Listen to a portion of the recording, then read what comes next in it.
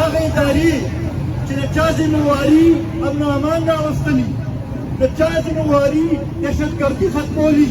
چې هغوی سیاسي مداخلت کې انوالو شي، نو بیا ورته دا نور کار همداسې پاتې وي چې نن داسې حالات جوړ دي. چې جرنیلان ریټایر شي نور پتیان روزي، چې بریګیډیران ریټایر شي نور پتیان روزي. شفاف انتخابات دلته کې نه شوې، موږ او باران نه کېږو. څوک پورې چې دلته کې غریبانانو ته عزت نه میلو شوی، غریبانانو ته روزګار نه میلو شوی، غریبانانو ته چې دې د معاش ذریعې نه میلو شوی، هغې پورې به موږ باران نه کېږو. چې د هغې ملک فوج چې دی هغه د سیاسي پارټو جوړولو کې ملوث وي، هغه د سیاسي پارټو ماتولو کې ملوث وي، هغه د الیکشنو کې مداخلت کې ملوث وي. دا موږ ته نه دي لیدلې. نن 25 جولای ده او که ستاسو یاد شي نو 25 جولای 2018 باندې انتخابات شوي په دې ملک کې او دا سلسله هلته روانه شوه. دوی یو هایبریډ نظام راوستلو او د هغې هایبریډ نظام په نتیجه کې دا ملک نن چې کوم ځای باندې ولاړ دی، معاشي بدحالۍ باندې ولاړ دی، دا د هغې نتیجه ده. بیا د هغې نه پس ته 8 فروری 2024 باندې دوباره الیکشن کې مداخلت وشو او د خپل مرضی خلک راوستلی شو، هم حکومت د خپل مرضی راوستلی شو، هم اپوزیشن د خپل مرضی راوستلی شو. دا چې هغه ادارې چې د چا ذمهواري امن او امان راوستلي، د چا ذمهواري دهشتګردي ختمولي، چې هغوی سیاسي مداخلت کې انوالو شي، نو بیا ورته دا نور کار همداسې پاتې وي چې نن داسې حالات جوړ دي. دغه شانتې عزتمندو دا هم ګوره چې نن زمونږ کوم دفاعي ادارې چې دي هغه کوم هغه کاروبار نشته چې په هغې کې ملوث نه دي. سیمنټ دوی جوړوي، چیني دوی جوړوي،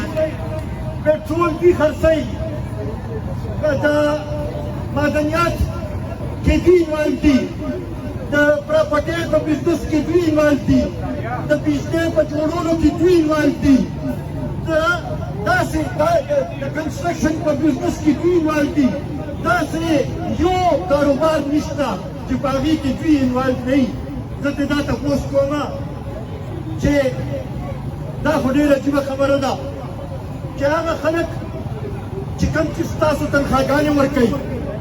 هغه عوام چې کوم ټیکس ورکوي او په هغې باندې ستاسو تنخواګانې ورکړی کېږي، هغه خو ورځ تر ورځه غریبېږي لګیا دي.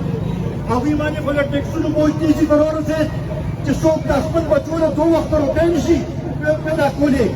او بل خوا ته چې موږ وګورو چې جرنیلان ریټایر شي نور پتیان روزي، چې بریګیډیران ریټایر شي نور پتیان روزي. چې د پنجاب ته وي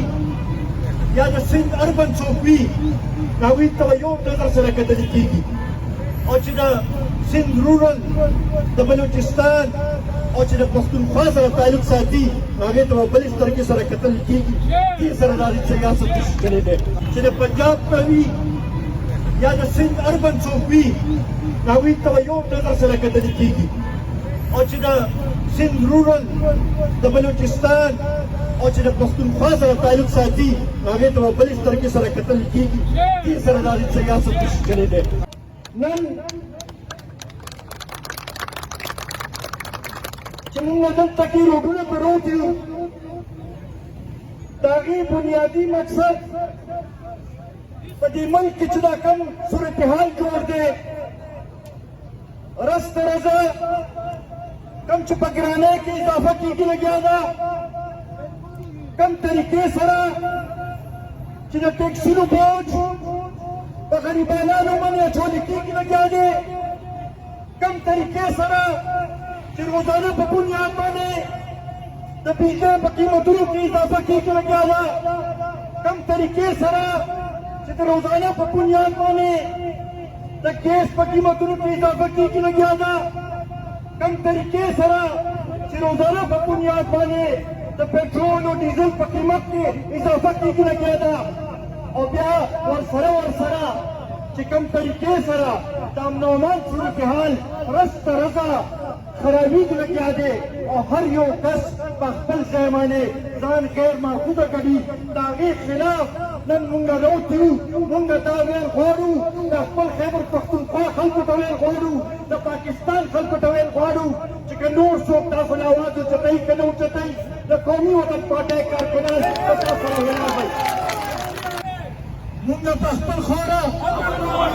مونږ په خپل خوره مونږ په خپل خوره مونږ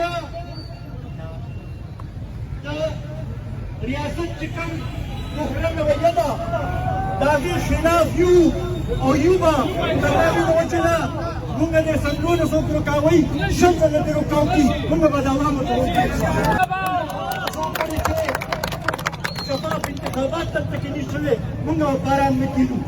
څو پورې چې دلته کې غریبانانو ته عزت نه میلو شوې غریبانانو ته روزګار نه میلو شوې غریبانانو ته چې دې د معاش ذریعې نه میلو شوې هغې پورې به مونږ باران نه کېږو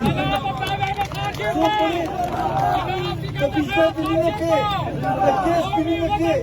چې دوی کوم ظلم کوي کم دې قوم سره ظلم کوي لګیا دي څو پورې چې دا ظلم نه ختم شوی هغې پورې به مونږ باران نه کېږو زه اخره کې یو ځل بیا د ټولو ملګرو ډېر زیات مشکور یم تاسو ته دا یو